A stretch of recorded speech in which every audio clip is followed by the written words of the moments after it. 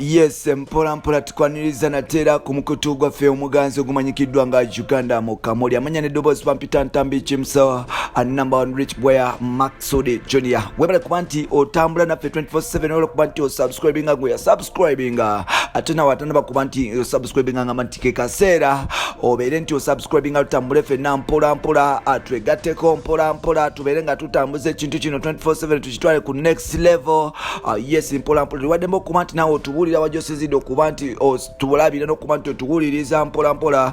naffe ne tukubongako mpola mpola mwana wa mama. Webale kuba nti weekomira wano, webale kuba nti otwagala olunaku lwali tukuleetedde Rema n'amakula ng'alina ensonga entongole. Yes, zagenda okuba nti ayogerako mpola mpola era nga Rema ali bumalirivu okuba nti asuulawo omulimu gumu yenyigire mu mulimu gumu. So n'olwekyo weekomire wano tubeere nga tukutuusaako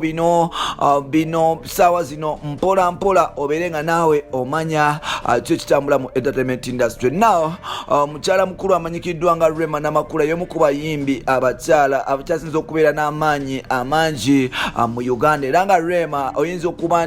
okuba nti ye yaddira Juliana Kanyomozi mu bigere oba ali omukulu mu kiti kya Juliana Kanyomozi okuba nti baagalibwa abantu ne respect emuweebwa abantu eri ku almost the same level ne Juliana Kanyomozi. Olunaku lwaleero Rema n'amakula yavuddeyo n'agamba nti ateekateeka okuba nti ava mu kuyimba engeri gye kiri nti yes gavumenti eriko omulimu gw'okuyimba yagutandise okuba nti egulinnyamu egere n'okuba nti egutaddeko obukwakulizo oba oliawo obutasobola kuba nti buffe balinga muyimbi wa Uganda kuba nti akola mirimu gye mpola mpola. Rema n'amakula yagambye nti yes singa gavumenti egenda mu maaso n'okuba nti eteekawo obukwakulizo obulemesa abayimbi okuba nti bakola emirimu gyabwe n'okuba nti abayimbi babako nekyekolera ngabo balina freedom of expression, balina obwogerero, waliwo democracy n'ebisigaddewo nga omuyimbi tali censored nga bwe baagala kikola. Yes nga omuyimbi tali censored awo nno asobola okuba nti asigala mu kuyimba naye ng'ate gavumenti begenda mu maaso n'okuba nti eteekawo amateeka amakakali n'okuba nti egezaako okuba nti erwanyisa abayimbi bambi. Rema n'amakulu agambye nti agenda kuvaayo ave mu kuyimba bambi adde mu kulima because okulima kirabika gavumenti kweyagala era nga eyagala abantu bonna bannayuganda bagende mu bulimi ng'emirimu emirala yes tebajjagalira ddala. Rema n'amakulu agamba nti yes okutulugunyizibwa kubadde mu bayimbi naye nga te si kungi nnyo because yes abayimbi yes nti gavumenti ebaddeko n'ensonyi eri abantu naye nga ate kikwewunyisa okuba nti this time around basazeewo kuba nti yes babawemukira era nga Rema n'amakulu agambye nti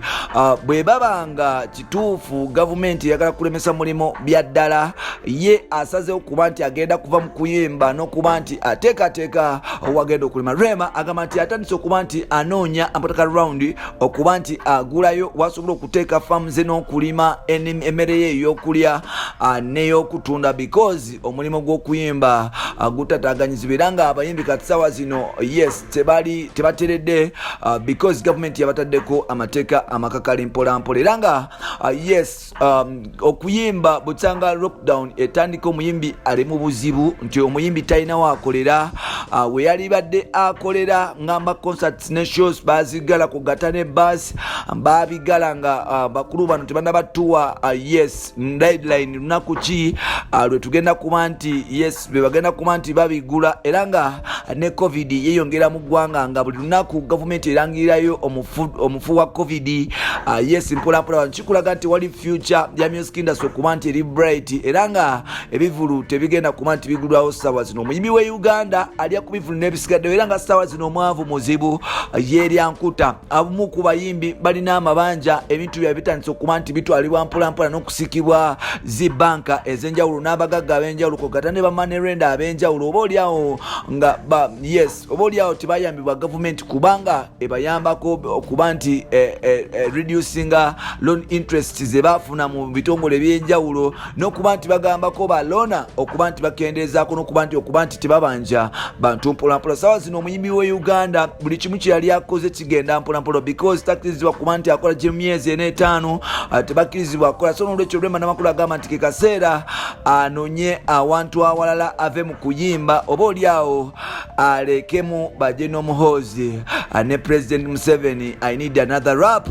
basobole okuba nti bayimba n'okuba nti entertaining abantu since amateeka ge bakola mbu gafavoringa bo abantu abali mu government naye nga omuntu wa bulijjo omuyimbi akeera ku makya n'agenda mu studio n'akola atiwe n'aba nti amuguza eri abantu bo tegabafavoringa mpola so n'olwekyo Rema Namakula yaguze enkumbi ebitiyo anaagula na buli kimu kikozesebwa gumboots n'ebisigaddewo kuma nti agenda kalisiza oba Masaka oba Mityana oba Kibogo kuba nti asimba kasooli Lumonde n'ebisigaddewo kuba nti yetegula ekibambulire kiri mu music industry atandika okuba nti alima emmere gy'asobola okuba nti alya n'abaana be n'okutundako mpola gavumenti etaddewo amateeka amakakali agalese abayimbi nga bayuya n'okuba emiranga mu Uganda so oliwaddemu okuba nti osubscribinga ne tutambula ffenna mpola era oliwaddemu okuba nti otambula naffe 24/7 sigadde ntambi Jimso bye